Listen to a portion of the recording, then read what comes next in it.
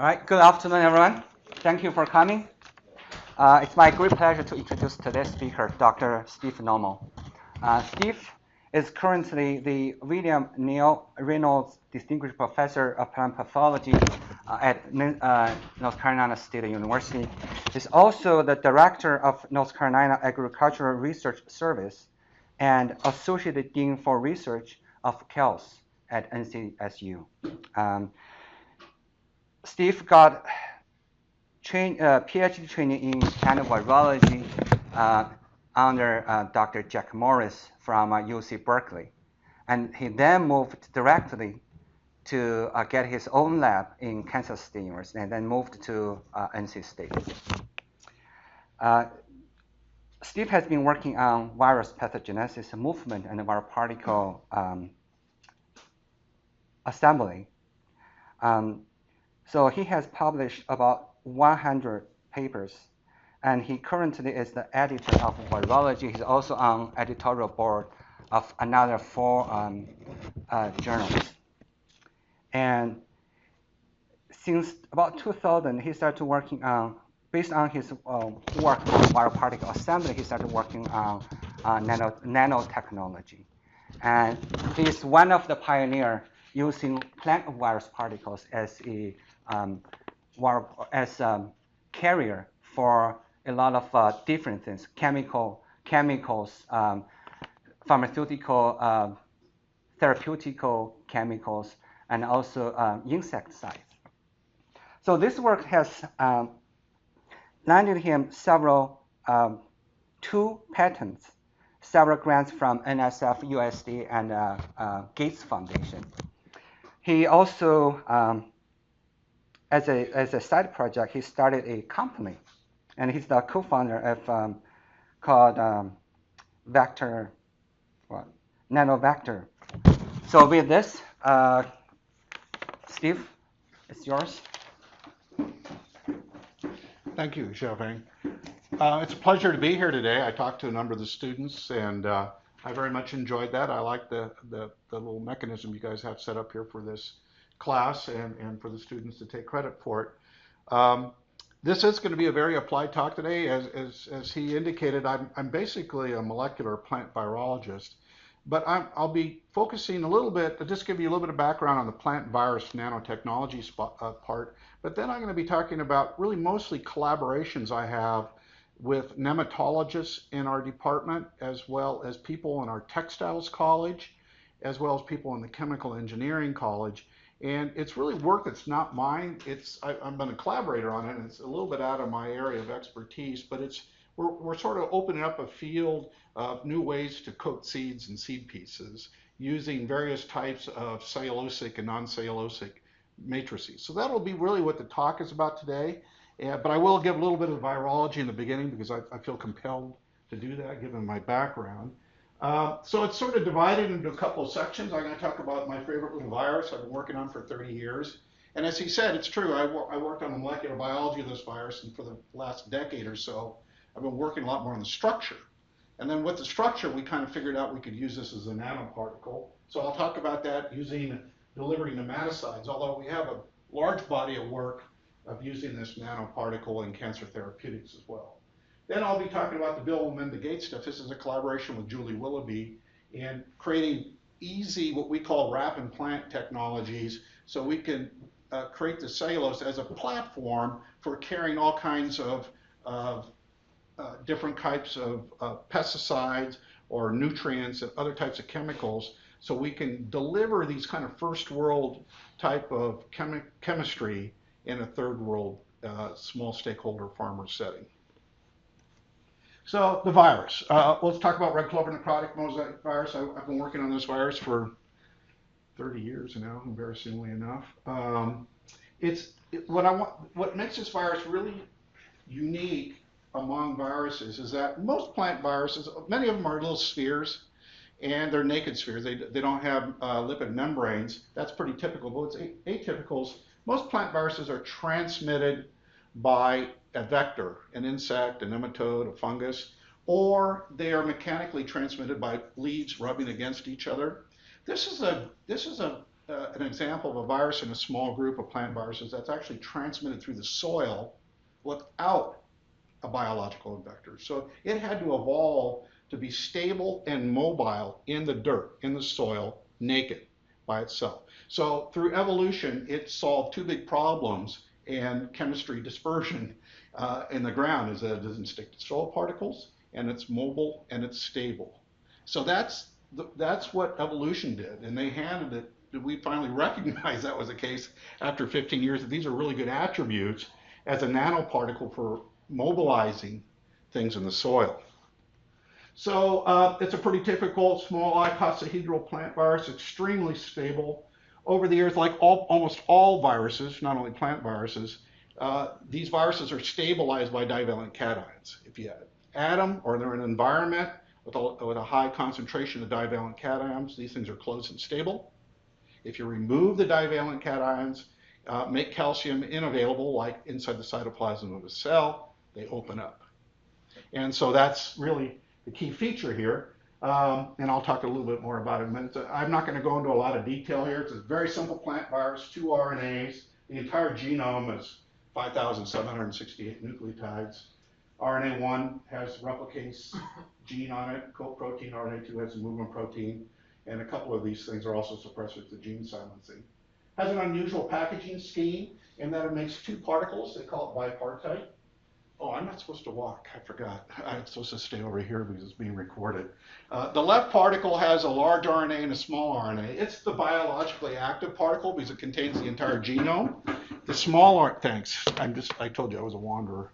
The small RNA is a curiosity. It packages 4 copies of RNA2, and it's not biologically active, but it does package. And I won't go into the packaging scheme. Here's the slide. This is a study we did over a decade ago. This is the important slide here. This is cryo-electron microscopic reconstruction imaging of dynamic structures of the particles at about 9 angstrom resolution. Whoops, sorry. I'm still getting used to this. So the key features here is this is the yellow gold part is the capsid, 180 copies of the 37 kilodalton capsid protein. This blue cage is about 70% of the density of the viral nucleic acid. So the coprotein structure, it drives a shell structure of the viral RNA, and there's this kind of low density cavity in the center. It's about 18 angstroms in diameter. It's not completely empty. Some of the RNA is dangling in there, but it's very low density. It's like a cargo space. So when you hit this with EGTA and then EDTA, that removes the divalent cations. And here's the other unique feature of this plant virus you have to remember is when you do this, this virus does not disassemble. It does not fall apart. Most plant viruses, most animal viruses, when you deplete them of their divalent cations, they actually disassemble. This virus actually does not disassemble, and it doesn't even swell, but the capsid proteins on the threefold axis of symmetry rotate like an iris, and these 13 angstrom holes open up at the threefold axis of symmetry. So these holes open up, 60 of them.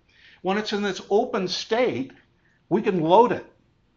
It's a 30 nanometer, 36 nanometer particle that we can load with small molecules. Now we can reverse the process and create a nanoparticle. So that's exactly what we do. It's so simple, it's ridiculous. You just purify virus from Nicotiana bentamiana, hit it with 20 millimolar EDTA, holes open up, soak in your cargo. It's got to be small molecule. It's about a 1100, 1200 Dalton, maybe 1600 Dalton limit, and it prefers neutral or positive charged molecules because the inside environment is viral RNA, which is highly negatively charged. So you can saturate or soak in positive or neutrally charged molecules, but it's very difficult to get a significant amount of negatively charged molecules in. Add divalent cations back, close it back up, and then you either run through a column or dialyze out the non-loaded small molecules. I show some in dark color and some in light. You actually get 2 kinds of loading here. You get loading inside, going through the pores, but you actually get some affinity on the outside of the capsid protein as well under various different loading conditions. So that's how we make a nanoparticle, and that's really for the virus part of this. Oh, I'm not supposed to go over here. For the virus part of the study, this is how we make it. Now, for human cancer therapeutics, what we do at this point in time, we load with a cancer therapeutic. Then we, using click chemistry, we add oligopeptides to the outer surface of this.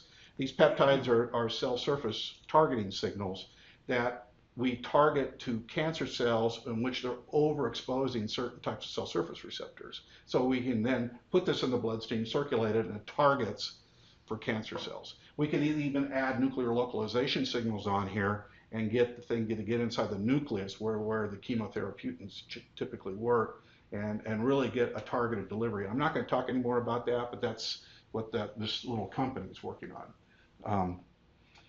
What did I do? Okay, so this is doxorubicin. This is a mainline cancer therapeutic. 580 Daltons positively charged. It also has the extra advantage that this molecule intercalates into double-stranded RNA because it's a topoisomerase 2 inhibitor.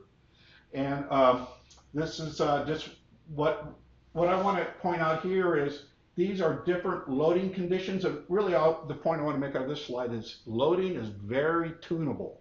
Depending upon how much EDTA you use, what pH this is at, and what kind of buffer you can use, you can load inside or outside. So here what we do in a phosphate buffer, I won't go into all the details of it, but here we add no EDTA, so the virus is not opened up. But we can load 420 molecules of this on the outside. Or if you use tris buffer and add EDTA, you can get lots of molecules where most of it's on the inside. So you can load inside, outside, or both, depending upon what conditions. Really trying to say it's a platform, and it's highly tunable to load various different ways. Okay, now I'm going to get into the plant pathology. That's sort of done with the background. Let's start talking about some of the applications. So I'm not a nematologist. I've been working with Charlie Opperman and Steve Koenig in our department and their students. Also with Jim Kearns, a turf guy in the department, and looking to see how we could use this in nematode control. So the turf guys told us that nematodes are a big problem. I don't need to go into that in detail with you folks. It's $125 billion loss worldwide. There's a lot of nematode disease problems that we can look at where we're looking at root knot nematode.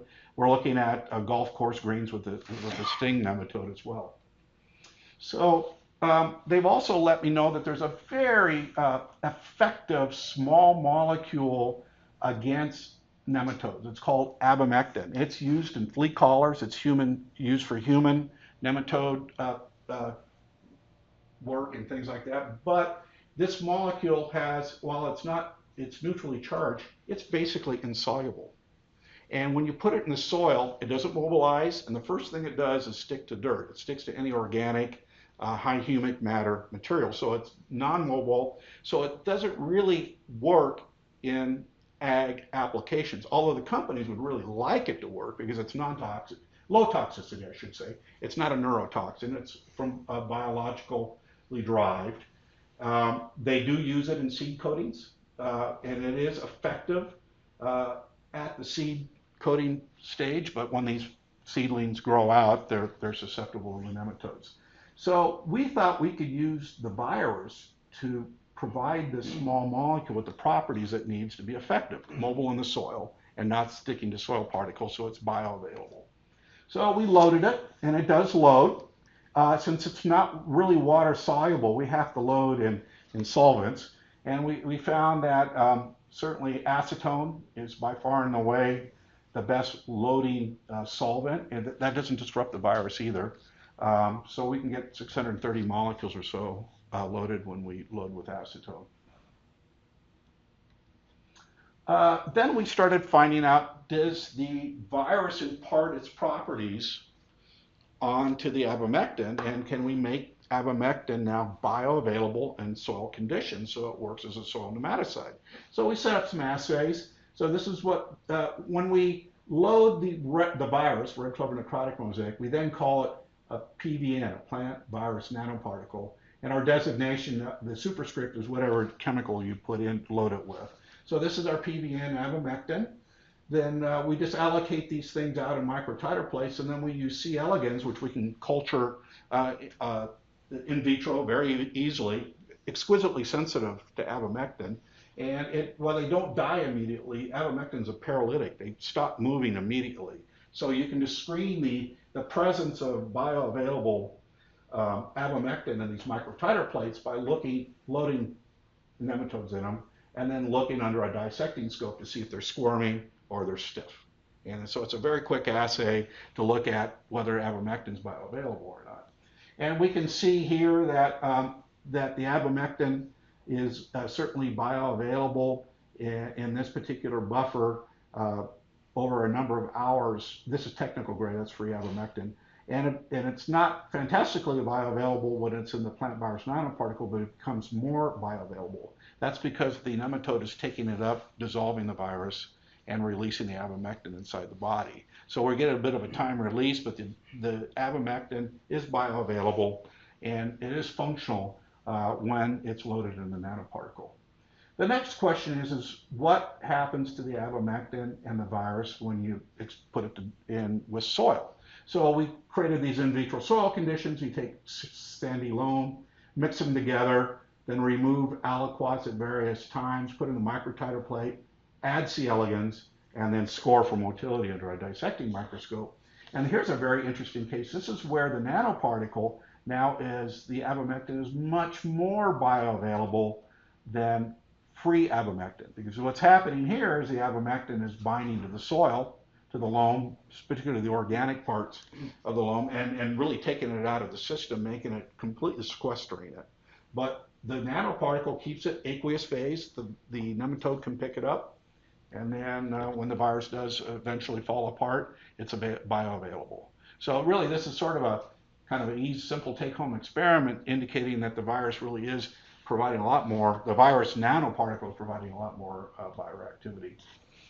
This is just a different kind of experiment. Instead of looking at the abamectin, we're actually looking at the particle stability itself. These are whole virus gels. You can run the actual virus out in a low percentage agarose gel and just stain it with lithium bromide. And that's what we've done here is you take these various different soil types, mix it with an aliquot of a wild type virus or the PV and abamectin, and then over a period of time you spin it down and then just pipette out an aliquot and run it on a gel. And you can see that after many hours and many days that the virus is still soluble, able to release from the soil, still intact as a whole virus after many days in these soil types, even in black soil, which is extremely organic-y. So again, what we're really just showing you is what we already knew, that the virus mobilizes through the soil, and it's still, the virus is still stable when it's formulated with abamectin. So the next experiments that we did were moving a little bit away from pure in vitro assays into in vivo assays. What we've done here is take soil plugs from turf fields. So that's actually turf. That's the soil column below it. We make a chromatograph column out of it. And then we add PVN, the technical grade PVN, or Avid, which is the Syngenta product that's licensed but doesn't really work. And we run these things through these soil columns. And then we check in our assay for bioavailability and neutralizing the mobility of the nematodes. And you can see here that I don't have the key, but red means that you're affecting the nematode mobility. You skipped the last slide. What's that? You skipped the one slide. I skipped a slide? One slide, yeah, probably that's Oh, I did. I skipped the assay. Thank you. Thanks for being so attentive. Yeah, this is, darn it, I keep pressing the wrong button. That's what happens. Sorry, people. Okay, so yeah, we create these columns, either soil or turf. You run through virus or abamectin. You create a chromatograph, plate out the samples just like you would on a chromatography allocator onto the microtiter plate, add nematodes, And then green is modal and red is immodal. And you can see here that technical grade chemical abamectin at 10x, nothing is affecting the nematode. So everything is being bound in the column. None of it's coming through. Avid is a formulation. It's not a nanoparticle formulation, but it's some formulation that Syngenta did for abamectin. And at 10x of the approved rate of application, you are getting some effectiveness, and the nematodes, the C. elegans assay nematodes, are being immobilized, but not at the approved rate. But our nanoparticle can paralyze nematodes at 0.1x the approved rate. So we're really showing here that the packaging this material into the nanoparticle is very effective. And again, these particles, these eluted fractions, it elutes as a nanoparticle. It would have to, otherwise it wouldn't be there. I can basically skip this slide other than saying that we're now beginning to move into field studies, and we've been screening various agricultural soil types all the way from sand to organic peat matter in soils that have been grown, that have been ag soils for a long, long time. And basically, none of these things, different types of soils, bind the virus. So the PBN is mobile in basically all these soil types. So the next question is those are all sort of in vitro assays. What does it actually do against the nematode disease? So we did these sort of potted assays where you take tomato plants, then you treat them with eggs, the root knot nematode, and then either apply, water as a negative control, the actual formulated avid compound or PVN abamectin. And then you let these things grow in the greenhouse for 2 of the nematode life cycles. You harvest, and then you just visually assay the roots with a visual assay from healthy to 4 for completely gold. And you can see here that a control here, they're completely gold at 4. You can see that the PV and abamectin, you get a pretty good reduction in galling at the applied rate. And then this is compared to avid at 100 times, 300 times, or 100 times the applied rate. It's not a super dramatic result, but it does clearly show that you're getting some positive effect, and the abamectin is becoming bioavailable and actually controlling a nematode disease on roots when it's formulated into the plant virus nanoparticle. We've also done this experiment for soybean cyst nematode, basically the same experiment. Let it grow a little bit longer, since the life cycle of the soybean cyst nematode is a little bit longer. And you can see that there's a pretty dramatic change in the number of cysts on the plant. There's a 69% reduction compared to the PVN by itself, which is basically the nematode control, or free abamectin. And there's also a significant reduction in the number of eggs produced. So a little more dramatic results with the soybean cyst nematode. I'm going to skip that slide. So, I guess I needed to talk about that last slide.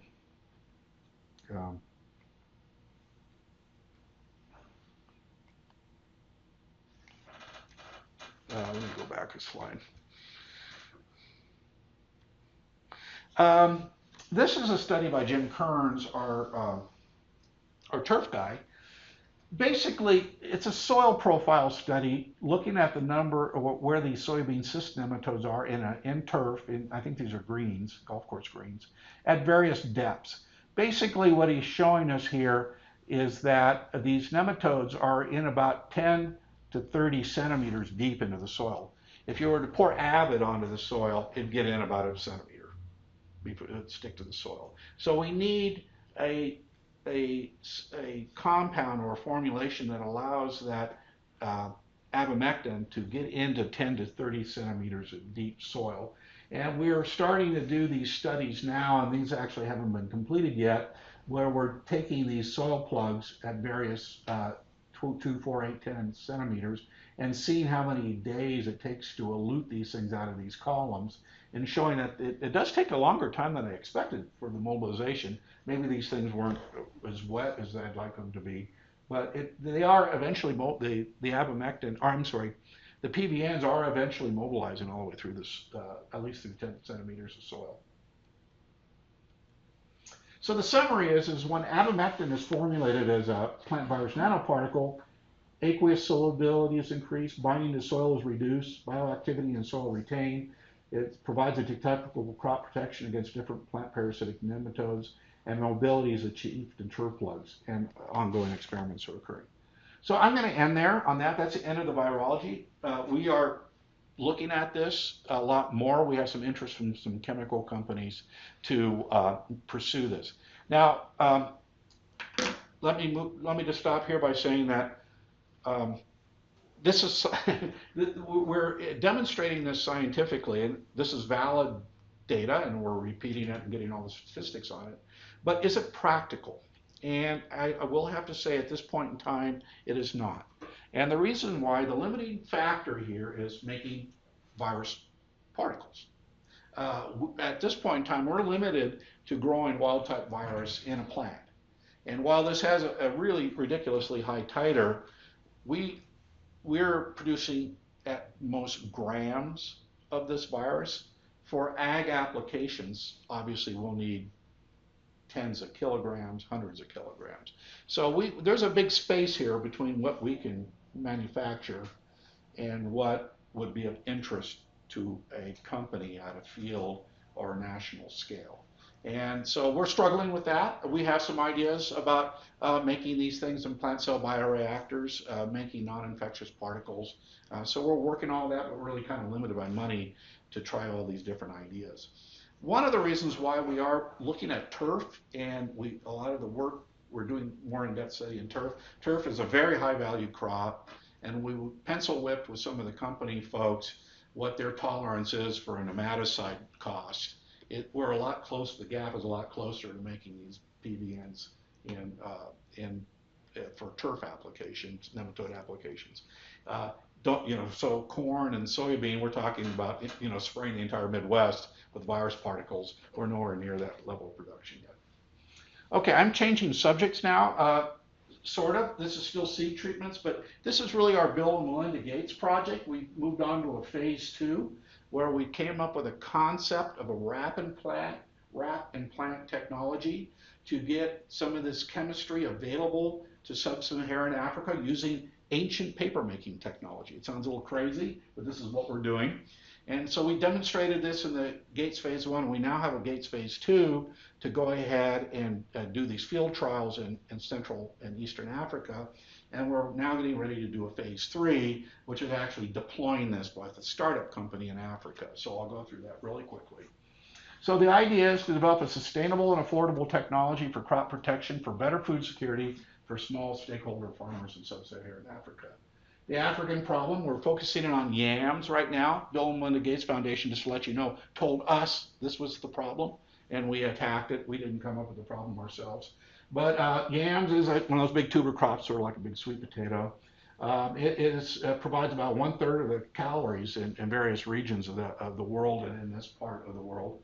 It's affected by a couple of nematodes, which there's lots of problems with these yams in sub-Saharan Africa, but 2 of the major problems are these nematodes.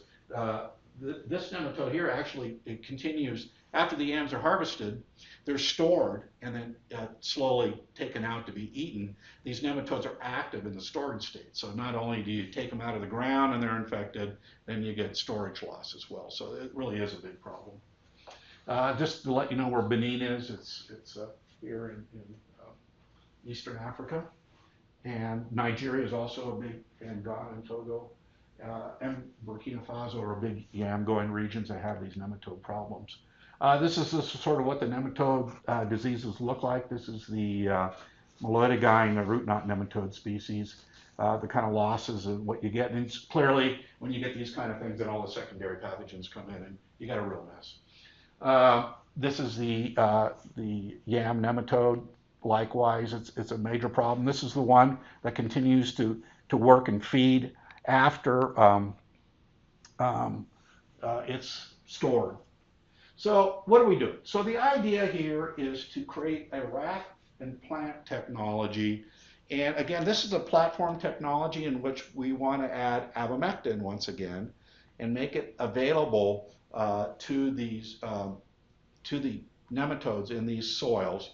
But again, it's a platform. If we can work this out with the nematode, we could put fungicides on it, we can put nutrients. So we want a kind of a generalized platform technology that we can then add chemistry to, or other things. We could add microbiome species, or whatever the case may be, monostrand RNA, who knows, to do things. So what we came up with the idea is that paper making is an ancient art and an ancient technology, and that technology is available in a lot of these countries.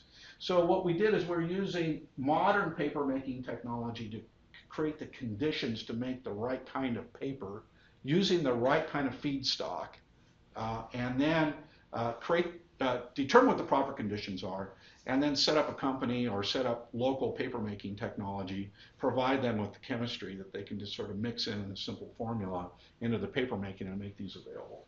So this is work that's not mine. This is our collaborators in the vet school. So a lot of the early work was using this lab benchtop scale paper maker technology, using this refining machine, and going through different types of feedstocks, kinds of cellulose, banana paper, these kind of things, and then coming up with the refining process, the number of minutes and things like that, to create a paper that had the right properties on it. So this is basically what the benchtop paper making looks like, and that's what the dry hand sheets at the end that we would use for the wrapping. And these folks have all kinds of physical assays and measurements to look at the tear strength, the burst strength, and these kind of things. And it's based on the different kind of refining minutes. Then you measure all these different things, and you can kind of figure out what kind of paper you get at the end. So the more refining, the higher the burst strength. Higher the burst strength, the tougher to rupture the paper, and the lower burst strength paper disintegrates before releasing abamectin. So the more refining, you get a really sturdy paper, sort of like a cardboard. Can't burst straight, you can't rip it, it's hard to tear, you couldn't get a root to grow through it. But when you get something low burst strength, you're talking about toilet paper. It gets a little wet, it just falls apart. So you have to find something that will have the properties of loading and maintaining the abamectin, but also allows the roots the forming roots and shoots to go through it. So it looks like sort of the sweet spot then was about 1 to 2 minutes of refining these cellulosic matrices to get this sort of sweet spot of the burst strength, the tensile strength, and the tear index. We then went to a large-scale paper making technology, and we made a bunch of paper. The final product that we then tore up and sent to Benin. And this is the experiment we did in 2015. I gotta tell you, it was not ideal. I wanted to add the chemistry in when they were making the paper, but our folks were a little afraid of the chemistry. They didn't want their paper making machine contaminated, so we made the paper first, then we sprayed the abamectin on it afterwards. And the experiment worked. And so the idea is we created this paper, sent it to Benin, and then they did the wrap and plant with it. So we did a bunch of assays to look at the efficacy of this material. And so we have abamectin loaded paper. We wanted to look at the release and the bioavailability of the abamectin from this paper, just like we did with the plant virus nanoparticles. Soaked it in PBS, removed the paper, add C. elegans, and then look for motility. And you can see here that you get ideal mortality, or actually it should be lack of motility. They don't actually die. They kind of become paralytic in the beginning. But again, this 1 to 2 minute sweet spot of refining, not only is it ideal for the tensile strength, but it seems to be ideal with this particular paper that we made for retaining and then releasing and making the abamectin bioavailable in this in vitro assay. We looked at seed germination assay with these things. Can they grow through, when we wrap these seeds with this paper, can they grow through, and what is the germination efficiency? How much is the paper inhibiting germination? And again, the sweet spot is around 1 to 2 minute processing. And so that's also good.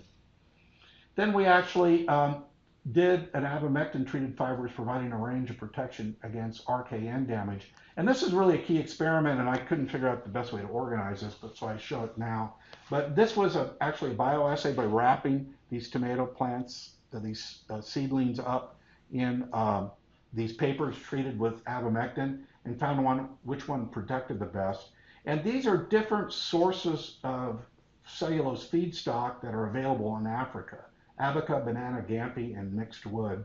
And what we saw here is that there was extensive galling when you made paper out of abaca and mixed wood. We don't understand why, but the fact is they didn't make very good paper, and they didn't provide the properties we needed for the abamectin.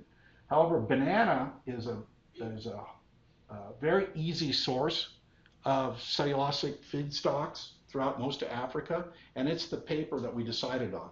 So when I showed you that paper making in the previous slides, that was with banana feedstocks, with banana fibers, and banana peels and pulp and everything else. And so we've been working exclusively with banana-derived paper in this process. So we did the experiment in Benin in 2015, found infested fields, did the wrap and plant of the seed pieces, put them in, their practice is to put them in these mounds, nematode-infested mounds, go through a growing cycle, harvest the material, and this is what it looked like. This is pretty highly infected. You can see there's a lot of lesions and things on here, and misshapen tubers, secondary infections. When we had this is the normal farmer practice, and the potatoes looked a lot better, not the potatoes, the tubers looked a lot better in these abamectin-loaded matrices. So from a visual assay, the farmers were very excited about this. They thought that it was very effective. When we assayed nematode populations at the 6 different farm locations in Benin, this was abamectin on the banana paper. This is a banana paper by itself, and this is farmer practice. This is where no technology was added at these different fields. This is the initial nematode population, and this is the nematode population after the experiment. You can see that there's a pretty good reduction when you add the abamectin banana paper, but you also notice that the banana paper by itself gave pretty darn good protection.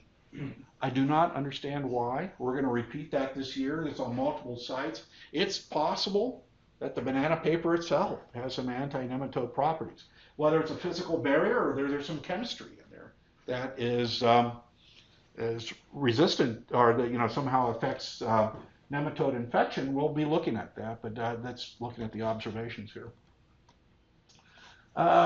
These are the yields. You can see that the yields are much better on all these farmer sites when you wrap with banana paper by itself or the abamectin-loaded banana paper. So this observation between the banana paper itself is consistent also in the yield output on these 3 different sites. So we devised a wrap and plant methodology using biodegradable lignocellulose. Seed germination support and pesticide release profiles of the matrices vary and can be improved by monitoring the pulp refining time and burst strength. Again, this is a tunable platform. What's good for abamectin may not be good for nitrogen or a fertilizer or a fungicide. Effective use of biodegradable matrices loaded with minimum possible amount of abamectin is cost and efficient and friendly. Trials were surprisingly successful despite the late planting. The farmers were very enthusiastic about it. We have to keep them now from going out and buying binder paper and wrapping up the plants. We are doing a field trial this year in multiple countries. We have another study in Benin, Kenya, and Nigeria with white potato and yams, and we have a lot more on-farm trials, a lot more different experiments with different types of paper processing, and we're doing a lot better statistics in field trials and random design field blocks and things like this. So we're optimistic.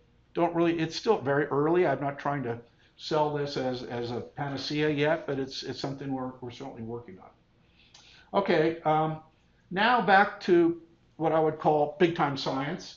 This idea of making this paper was really a concept we collectively came up with to solve an African issue. But the the um, uh, the textiles college has a lot of high technology uh, non-woven fiber making abilities. Um, there's a Many of you buy these high technology camping and high performance clothing. This is all they call it non-woven material. All this material is electrospun. It's spun out of a machine under pressure. It's where a monomer is dissolved in a solvent. Then it's extruded out of a small needle under an electric current, and it's splattered against a substrate or a backing, and that's how you make these non-woven materials. These new weather jackets, socks, and Under Armour, and these kind of things. The non-woven materials are made through this process, and so you can use a lot of different monomers that are polymerizable and make a lot of different materials with different properties. Again, it's a highly tunable technology. And so we are working with cellulose diacetate. It's a two sugar ring molecule monomer. And this polymerizes when under pressure and when solvent is removed from it. And it makes these nanofibers with all kinds of properties associated with them.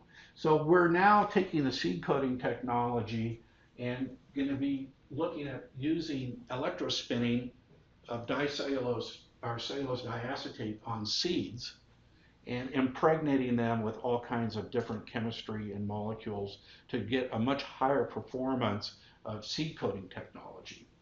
So we're looking at that now. So again, looking at abamectin, depending upon the pressure, the electric current, and the solvent, you can make cellulose diacetate with all kinds of different physical properties. You can get it where the chemistry tends to stick on the outside, where it's in the inside, or you can create nanofibers with pores that you can then soak in the chemistry afterwards. So again, depending upon how we make this, under what conditions, you can make these high performance fibers that will do all kinds, will retain and release all kinds of small and large molecules at different rates. So this is an experiment where we take the soybean seeds. Here's the actual electrical current. Here's the pressure. Here's the syringe and needle. Here's the collector plate, and we actually are electrospinning cellulose diacetate onto soybeans, and these things are the plate is rotated a little bit, and we can create these coatings with this material over the surface, and again have all these different properties associated with it. So this is electrospun soybean. This is non-coated soybean. So it's not a big thick mat. It's not like a puffy mat. It's just not a monolayer, but a very thin layer of these nanofibers all over here. And then we're just looking at germination assays to see if they do germinate very well. And we're actually now then electrospinning with abamectin loaded into the spinning when it's made. And we're looking at the release of abamectin from these cellulose diacetate things. So we're moving on. We actually have a field plot now with chickpeas, and we're doing grow out assays to look at cellulose, these electrospun seeds, as a new type of seed coating technology to be able to provide this chemistry for seed coating. So cellulose diacetate is a suitable polymer for soybean coating and does not inhibit seed germination. Non-woven mats are suitable. Field trials with pigeon peas are being conducted in North Carolina, and the proposed coating will be applied for delivery of other nematicides, fungicides, and nutrients. This is the final slide. We're now combining the virus nanotechnology with the electrospinning, and we don't know what we're doing yet. I mean, we don't have really an experiment in mind, but if you wanted to have some chemistry or some molecules that you wanted some sort of delay or package and release associated with the virus, and then other kinds associated with the electrospun nanofibers, we're actually electrospinning plant virus nanoparticles into these nano nonwoven matrices for a extra level of complexity and variability. So again, we can tune these for anything we want. So that's the end of the talk. Again, it was a cast of thousands who did this. I just want to acknowledge Tim Sitt, who runs my lab, and Dick Gunther, who did a lot of the virus nanotechnology work. These folks in chemistry and biomolecular engineering have done a lot of the electrospinning work. The people in textiles have worked with the paper making technology, and these are all my colleagues in the plant path department who helped me with the nematology. So I'll finish there and answer questions, and thank you very much. Any questions? Yes, Nancy. I'm curious how much time it takes to either, for your experiments to make the plant virus nanoparticles and also that paper, your production time. The plant virus nanoparticles, it takes about 5 days to grow the virus in the plant. It takes about a half a day to purify, and it takes only about an hour to formulate. Once you have purified virus, it only takes about an hour to load it. And then it maybe takes another hour to clean it up. Paper making is a lot longer time. You have to pulp it, soak it. It probably takes a couple of days, and it has to be dried. So I've got Is it you, John? Go ahead. Go for it.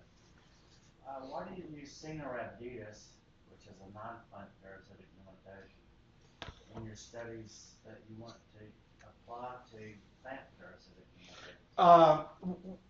nematodes? The Cinorhabditis is a non-plant parasitic nematode, but it's great for an in vitro quick assay because it is a nematode. It has similar sensitivity to abamectin. So when we were doing these in vitro studies, looking at mobility and more controlled situations for columns, it was a cute and clever way to assay where abamectin was and whether it was bioavailable. But then eventually, you're right, we need transfer. Once we sort of came up with parameters for making things and working on them in vitro, we took the data from there and then are going to greenhouse and field trials with real plant pathogenic nematodes. But the C. elegans is as sensitive to abamectin as the plant pathogenic nematode. Well, maybe more sensitive. Maybe more sensitive, yeah. Could be, yeah. It may ingest the particle. It probably doesn't. As a matter of fact, you can load these. We have a lot of work on these plant virus nanoparticles. A lot of the early work before we went to these kind of active compounds, we loaded these with fluorescent molecules. And we actually, when you add these with fluors, the fluor is quenched when it's in the particle, but then it's susceptible to interrogation when it's outside the particle. So we can actually load these things. The nematodes take them up. And then after a period of time, you can start seeing the fluor show up inside the gut cavity and in the hemocoel of these nematodes. So that's Cinorhabditis? That's we have not done that with plant parasitic nematodes. You probably know more than I do. They don't tend to feed sometimes and things like that. But yeah, this was all with C. elegans.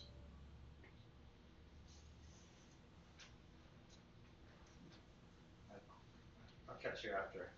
I just have some ideas about, but I'm a pathogenic nematode. So the cool thing that you're presenting here is that you can do a delayed release and control the release as well, targeted. So your non-target effects may be decreased.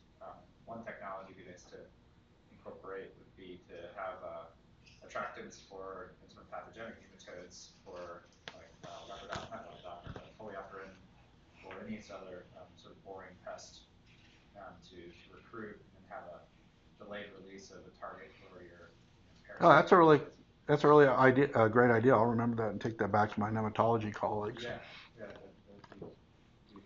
Yeah. Any other questions?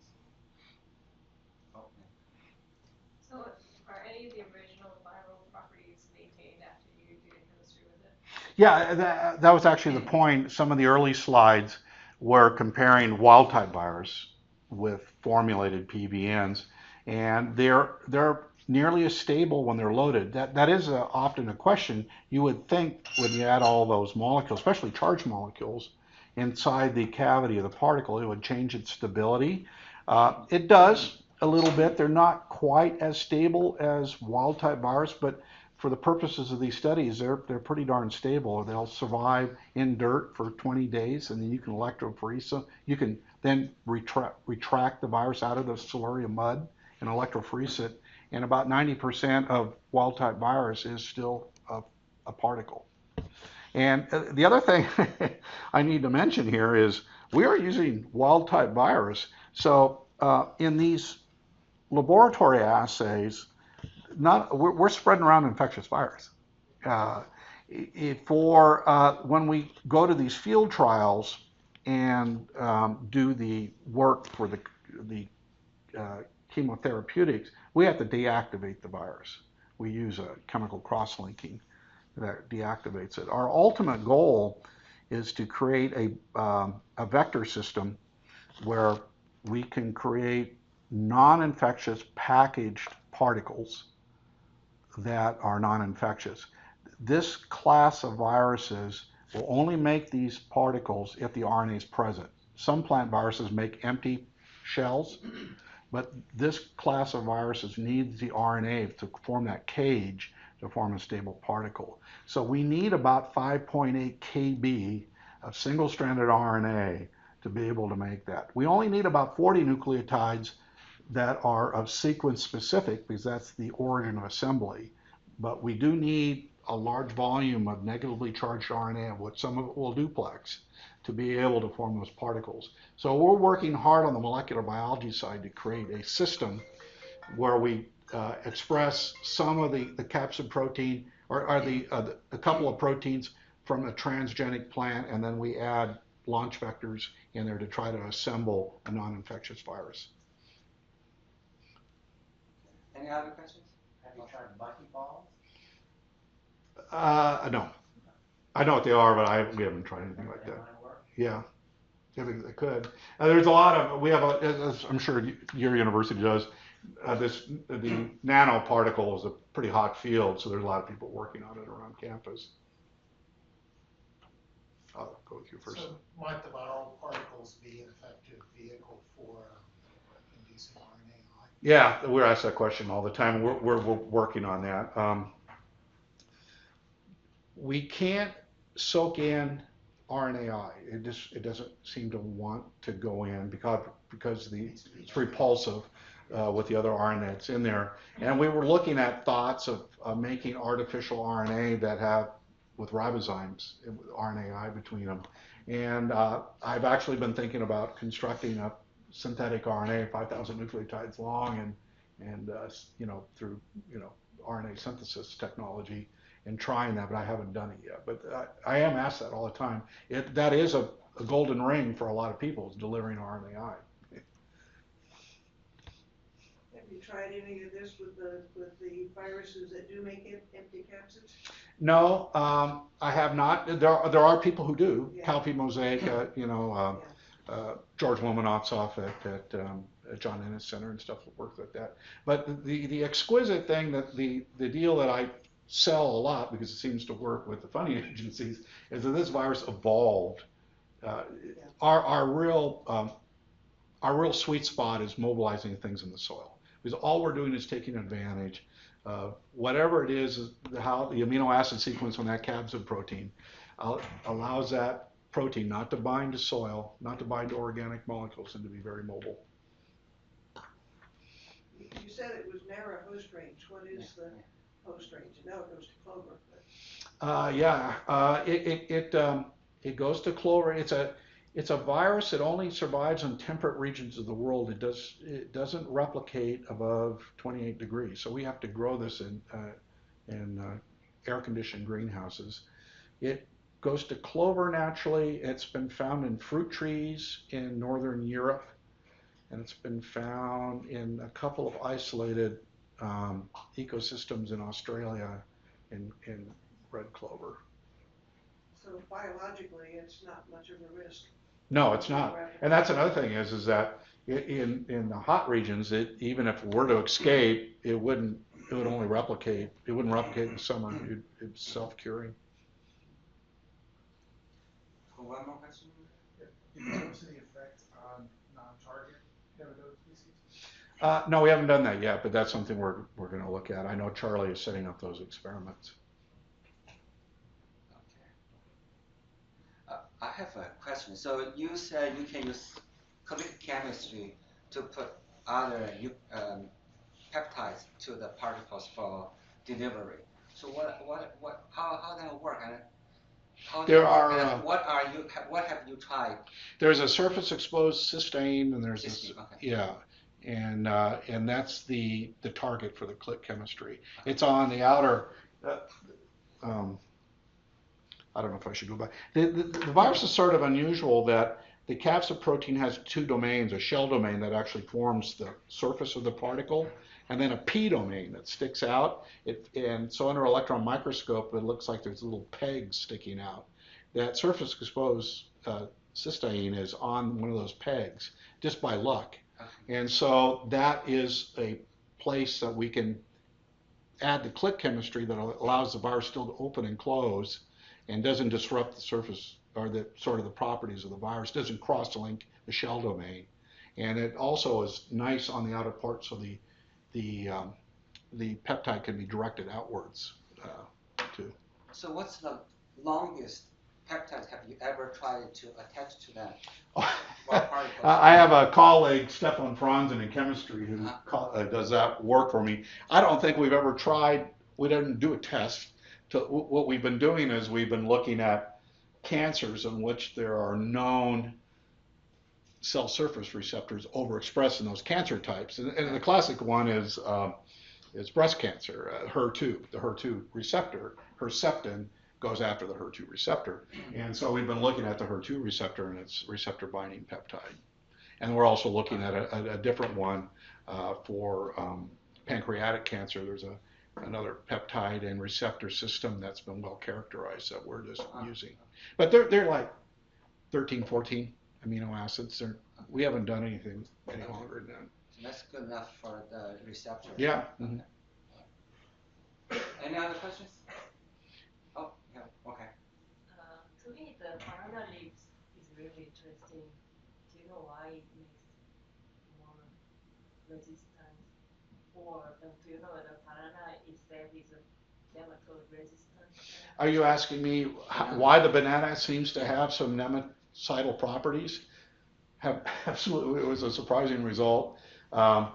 We weren't able to repatriate any of that material back from Benin, so we're setting up some experiments this year to address that. And we might do some separation chemistry to look at some fractions, put them into the microtiter plate, C. elegans assay, and see if there's any fraction or aspects that have some nematodal. Probably you should check the banana here to see if the banana paper out of the banana so here is also resistant. There might be something specific. Well, the banana that we use for these studies is not from Africa. The banana pulp, because we're making the paper here right now, is actually from Costa Rica. I have a friend who works for Dole Foods down there. I called him up and he sent me a whole bunch of banana paper, or banana leaves and stuff like that. So we're using Costa Rican. So it's from the leaves and from the vegetating part. Yeah. It's also from they grind up all that stuff after they harvest the bananas. It's actually from the big stalks too, the bananas and those big bunches. And those stalks are very fibrous, or sometimes they're this big around. It's a lot of that material as well. Yeah. All right. If there's any further questions, let's thank Steve again.